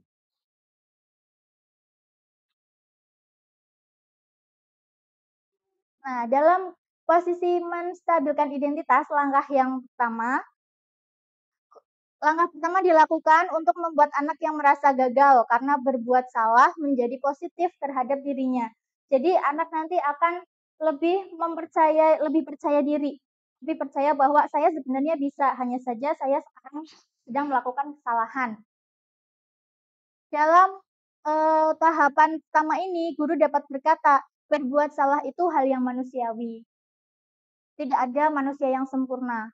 Bapak Ibu juga pernah melakukan kesalahan, juga berbuat salah. Kita pasti bisa menyelesaikan permasalahan ini. Bapak Ibu tidak tertarik cari tahu siapa yang benar dan juga siapa yang salah. Tapi Bapak Ibu lebih tertarik untuk menyelesaikan masalah. Kalau kamu menyalahkan dirimu sendiri terus-menerus, apakah kamu bersikap baik pada dirimu sendiri? Kemudian, langkah yang kedua atau tahapan yang kedua, validasi kesalahan. Pada tahapan ini, guru akan membantu murid mengenali basic need atau kebutuhan dasar yang ingin dipenuhinya ketika melakukan kesalahan itu. Pada dasarnya, setiap tindakan manusia tujuannya adalah memenuhi kebutuhan dasarnya. Apakah itu kekuatan, kebebasan, cinta dan kasih sayang, kesenangan, pun kebebasan. Dalam tahapan ini, guru dapat berkata, kamu bisa saja kan melakukan hal yang lebih buruk, tapi kamu tidak melakukannya. Kamu pasti punya alasan mengapa melakukannya. Apa yang penting bagi kamu? Kamu boleh tetap berusaha menjaga sikap itu, tapi tambahkan sikap yang lain, yang baru. Maukah kamu belajar cara lain untuk mendapat yang kamu butuhkan tanpa harus memukul? Apakah kamu bisa melakukan dengan lebih baik besok lagi? Tuh.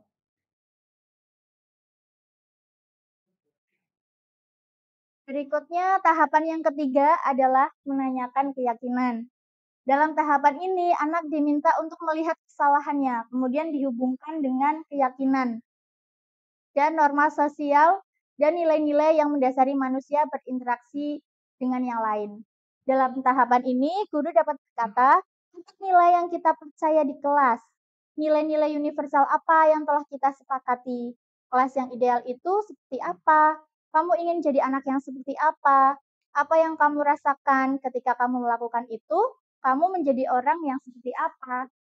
Tuh, murid diajak untuk berefleksi.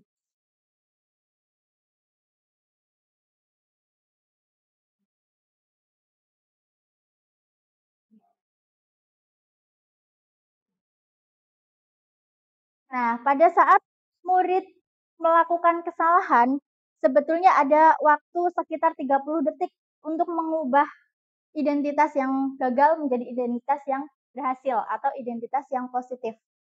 Atau istilahnya adalah intervensi 30 detik.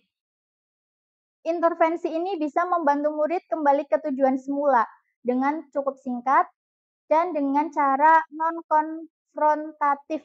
Pertanyaan yang diajukan biasanya dikemukakan oleh seorang pemantau dan manajer. Pertanyaan itu dapat berupa, apakah kamu ingin berbuat lebih baik? Apakah saat ini kamu sedang menjadi orang yang sedang kamu inginkan? Apakah kamu bisa mengubah kegiatan atau perilaku kamu saat ini menjadi sikap yang lebih membantu dan lain sebagainya ini.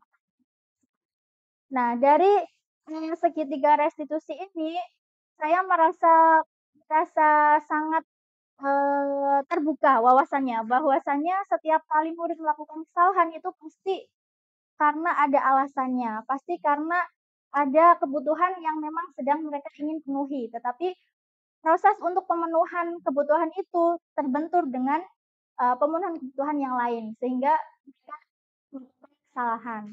Gitu.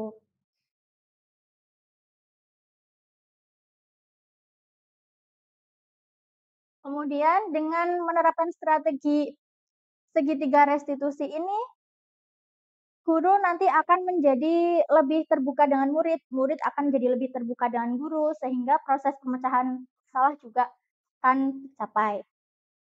Strategi ini menguntungkan bagi murid dan guru, karena guru akan berada dalam posisi siswa, sehingga guru akan memiliki perspektif yang berbeda, melihat sesuatu dari perspektif siswa, karena sesuai dengan teori atau filosofi pendidikan menurut Ki Hajar Dewantoro, yaitu pendidikan adalah sejatinya proses yang menuntun. Peserta didik itu sudah memiliki kodrat alamnya sendiri-sendiri, memiliki keunikan dan juga karakteristik mereka sendiri-sendiri, sehingga tugas guru adalah untuk menuntun, sehingga membuat pendidikan menjadi hal yang menyenangkan, proses pendidikan yang memerdekakan manusia. Gitu. Cukup sekian yang dapat saya sampaikan. Semoga dengan presentasi diseminasi positif ini kita dapat bersama-sama menciptakan lingkungan pendidikan yang positif, yang aman, nyaman, dan juga menyenangkan bagi murid-murid, sehingga timbul motivasi intrinsik bagi murid untuk belajar. Jadi murid itu belajar tidak hanya karena ingin dihukum atau tidak hanya karena ingin mendapatkan nilai, tapi betul-betul sadar dan ingin memiliki ilmu, ingin berilmu, ingin pintar, dan ingin bermanfaat untuk dirinya sendiri. Mohon maaf apabila ada kesalahan. Wabillahi taufiq wal hidayah. Assalamualaikum warahmatullahi wabarakatuh.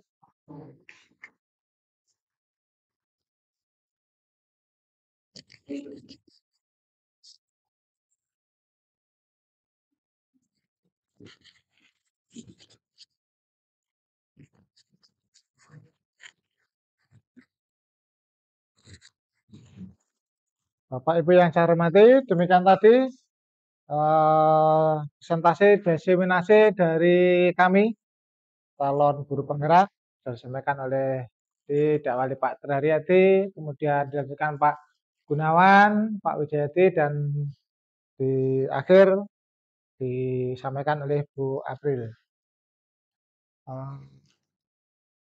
Dari apa yang kami sampaikan, kita masuk ke acara selanjutnya, yaitu tentang diskusi.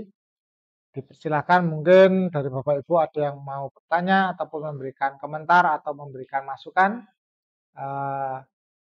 pelaksanaan atau proses diseminasi ini, apakah ada yang masih perlu dikemukakan. Dipersilakan, barangkali ada Bapak Ibu yang ingin menyampaikan atau bertanya atau membuat diskusi hari ini. Adakah Bapak Ibu? Oh iya, monggo Bu Atun. Iya, terima kasih. Dipersilakan Bu Atun.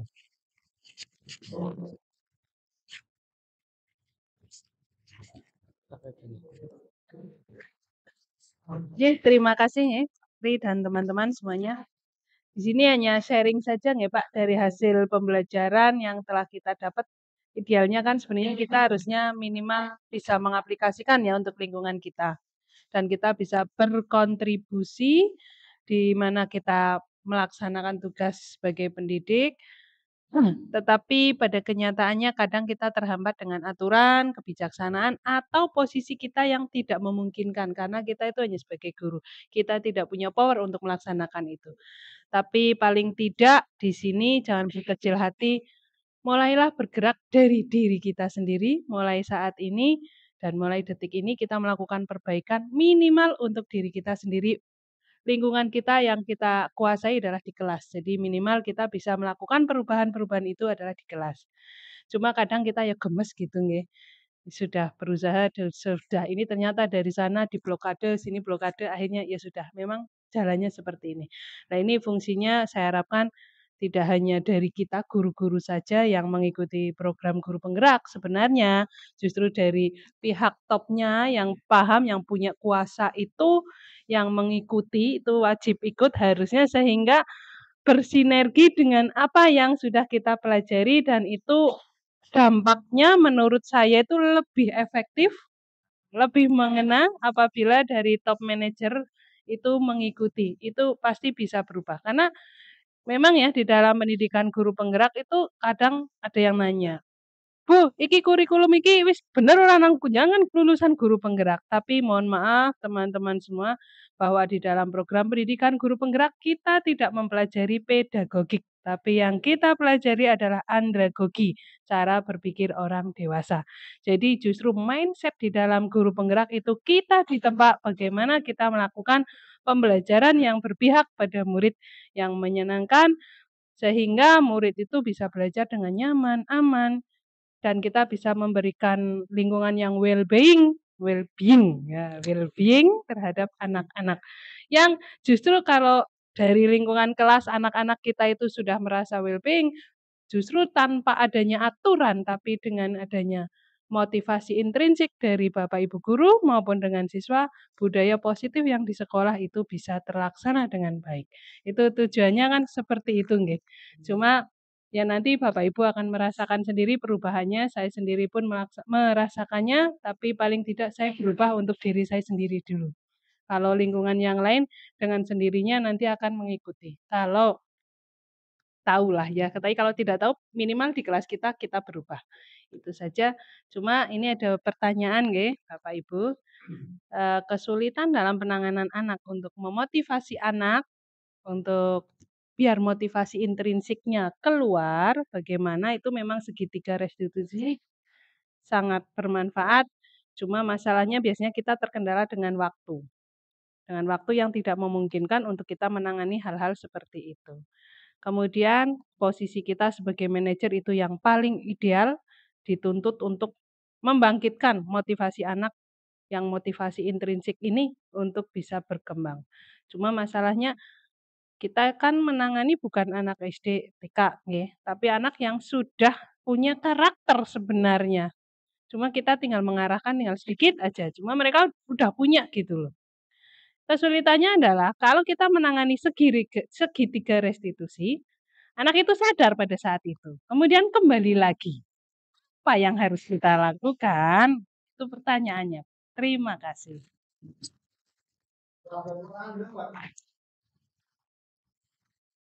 Ini sebuah tanggapan yang luar biasa Bapak Ibu. Beliau juga salah satu dari guru penggerak yang sudah lulus uji Bapak Ibu. Kita kan baru jalan. Sebenarnya pengalaman beliau luar biasa. Tadi disampaikan mengenai minimal kita mulai dari diri kita sendiri, dari kelas kita sendiri Bapak Ibu. Sebelum kita mengarah ke yang lebih besar cukup sekolah ini. Karena yang betul apa yang disampaikan oleh Bu Aton, untuk menciptakan budaya positif di sekolah tidak lepas dari kebijakan dari top manajemen.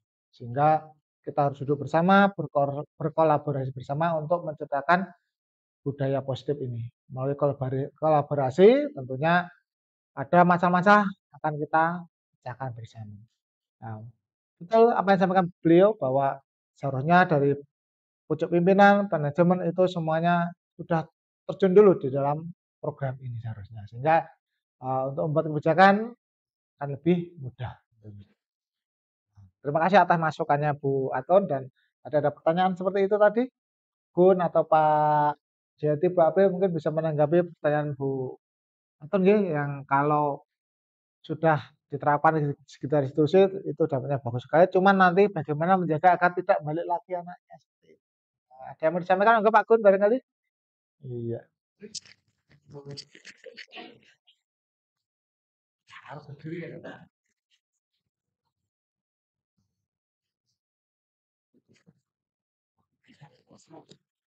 Terima kasih Bu Atun atas tanggapan, dan ada mungkin ini adalah permasalahan bersama ya, di mana kita sudah melakukan segitiga resolusi, tetapi setelah itu sehari 2 hari mungkin seminggu bisa berjalan, minggu berikutnya mungkin sudah hilang. Yang pertama di sini kita harus memang benar berkomitmen dan konsisten. Itu yang jelas harus berkomitmen dan konsisten dalam melaksanakan pemecahan masalah dengan metode segitiga restitusi. Benar sekali tadi yang telah sampaikan bahwa kita memang harus, kalau di sini mulai dari top level, top manager, yang harus dipahamkan dulu memang di situ.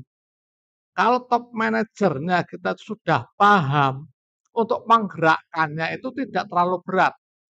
Ya, ibarat motor kalau mogok ya, ibarat motor kalau mogok itu kan dorongnya berat, tapi kalau paling tidak rantainya sudah dikasih oli, dorongnya itu tidak begitu berat, apalagi kalau mesinnya sudah nyala, tinggal gas. Tapi kalau ini oli rantainya sudah karatan, mesinnya mogok, pas ditanjakan lagi, nah itu kan berat sekali untuk mendorongnya. Yang paling tidak mari kita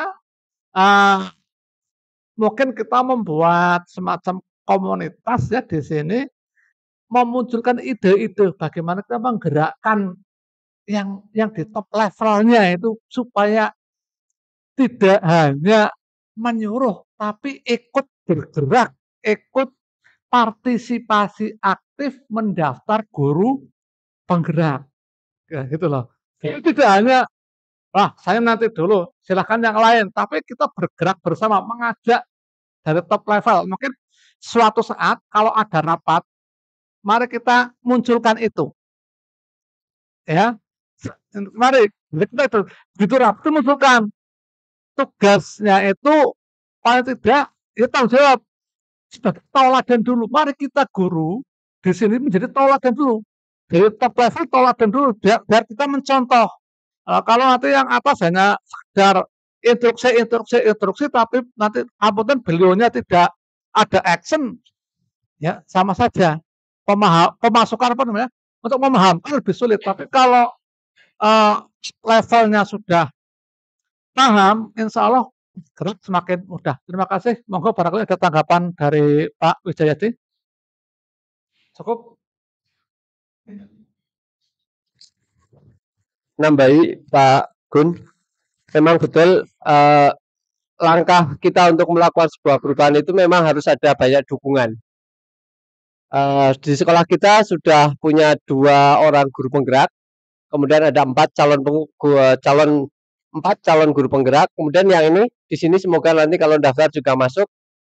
Ketika kita sudah ada 10 minimal guru penggerak, kita akan bisa merubah.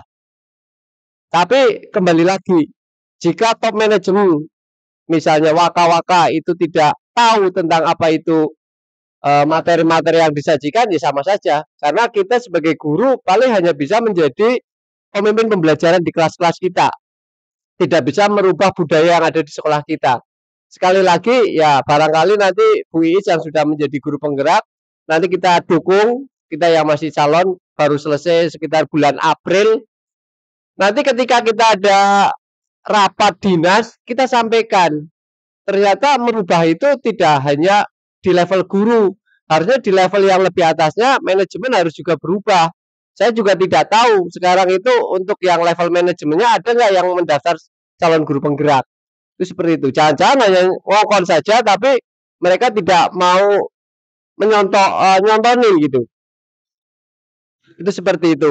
Karena bagaimanapun juga kita merasa walaupun kita baru sampai 1 modul ya Pak Tri, Bu April, kita sudah mindset pikiran kita sudah berubah jauh dari yang dulu-dulu kayak gitu, sekarang seperti ini. Padahal baru 1 modul, kita masih punya modul 2 dan 3. Itu seperti itu. Ya harapan saya sih untuk merubah sebuah budaya lah, atau melakukan budaya positif di sekolah, itu paling tidak top manajemen itu harus dilibatkan. Karena bagaimanapun kita bergerak sekuat apapun, kalau yang di atasnya aja tidak mendukung, tidak support ya, barangkali akan kesulitan. Itu seperti itu. Kalau saya lihat di sekolah kita punya banyak kekuatan sebenarnya, cuma kita saja yang belum bisa memanfaatkan kekuatan itu dengan sebaik-baiknya. Manajemen ada berapa sih? Guru ada berapa sih? Kalau kita lihat perbandingan itu sebenarnya top manajemen bukan apa-apa sih sebenarnya.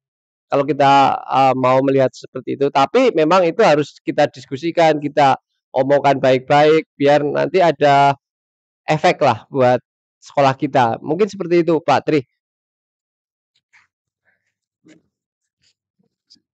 Oh, mangga. Oke, menambahkan sedikit tadi dari pertanyaannya Bu Is, memang untuk penerapan segitiga restitusi mungkin ketika pada saat pelaksanaan segitiga restitusi mungkin murid sadar, tapi setelah itu kembali lagi melakukan kesalahan gitu Ibu. Nah, kalau seperti itu berarti kita perlu berkolaborasi dengan guru-guru yang lain. Selain kita yang menangani, juga kita melibatkan wali kelas, guru BK, kemudian guru piket, STP 2K, kemudian ya seluruh unsur yang ada di SMK gitu. Sehingga perlu adanya mindset yang sama. Mungkin untuk penerapan di sekolah kita saat ini belum sepenuhnya, tetapi saya yakin semua unsur pasti melakukan kebijakan, melakukan sesuatu pasti untuk kebaikan sekolah.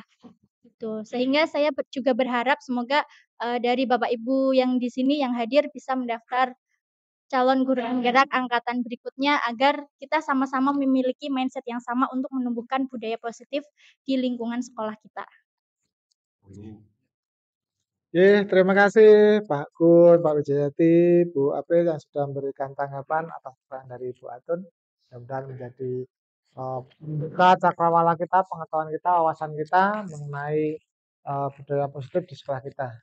Nah, mudah-mudahan tadi sampaikan doa dari kami, mudah-mudahan sekolah ini dapat menerapkan budaya positif ini dengan maksimal dan diawali dari kita. Mudah-mudahan nanti para top manajemen kita juga berbondong-bondong untuk merubah paradigma mereka juga. Dan teman-teman yang hadir di sini mudah-mudahan diberikan hidayah oleh Allah, semua menjadi pengajar yang baik, pendidik yang baik bagi anak-anak kita. Kalau tidak, kita awali dari diri kita. Ya. Selanjutnya, Bapak Ibu yang saya hormati, ini mengingat waktunya sudah siang, mungkin diseminasi dari kami, calon guru penggerak Angkatan 9 dari SMK Negeri 1 Penggelan, cukup sekian, dan terima kasih atas kehadiran Bapak Ibu semuanya, mudah-mudahan menjadi amal ibadah Bapak Ibu semuanya. Dan alangkah baiknya kalau kegiatan hari ini kita tutup dengan berdoa. Di sini sudah hadir Ustadz Ramadan. Saya minta untuk memimpin doanya agar apa yang kita lakukan hari ini mendapatkan keberkahan dari Allah Subhanahu wa Ta'ala.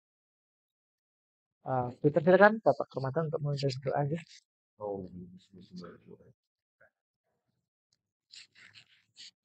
Al-Fatihah. A'udzu billahi minasyaitonir rajim. Bismillahirrahmanirrahim. Alhamdulillahirabbil alamin arrahmanir rahim maliki yaumiddin. Iyyaka na'budu wa iyyaka nasta'in ihdinas siratal mustaqim. Siratal ladzina an'amta 'alaihim ghairil maghdubi 'alaihim waladdallin. A'udzu billahi minasyaitonir rajim. Bismillahirrahmanirrahim. Alhamdulillahirabbil alamin. Hamda syakirin, hamda na'imin. Hamda yu'afi ni'amahu wa yukafi'u mazidah. Ya Rabbana lakal hamdu kama yanbaghi li jalali wajhika wa 'azimi sultanik.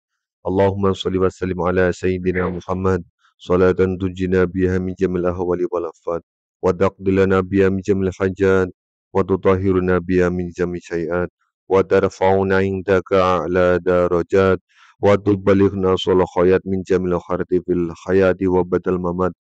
Allahumma ij'alna wa auladana wa ahlana wa talamidatina wa zawjana min ahli ilmi wal khair wa la taj'alna wa iyyahum min ahli syarri wa tahir. Rabbana hab lana min azwajina wa dhurriyyatina qurrata a'yun waj'al muttaqina mama. Allahumma arinal haqqa haqqan warzuqna ittiba'a wa arinal batila batila warzuqna tinaba. Rabbana atina fid dunya hasanah wa fil akhirati hasanah wa qina adzabannar. Subhana rabbika rabbil izzati amma yasifun wa salamun alal mursalin walhamdulillahi rabbil alamin. Al-Fatihah. A'udzu billahi minasyaitonir rajim. Bismillahirrahmanirrahim. Alhamdulillahi rabbil alamin arrahmanir rahim maliki yaumiddin. Iyyaka na'budu wa iyyaka nasta'in ihdinas siratal mustaqim. Shiratal ladzina an'amta 'alaihim ghairil maghdubi 'alaihim waladdallin. Terima kasih Ustadz Ramadan yang sudah memimpin untuk kegiatan hari ini. Mudah-mudahan Allah ijabah apa yang didoakan dipimpin oleh beliau.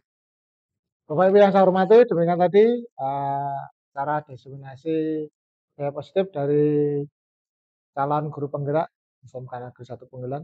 Mudah-mudahan menjadi titik balik atau titik tolak untuk kebaikan dari sekolah kita, khususnya bagi murid-murid kita.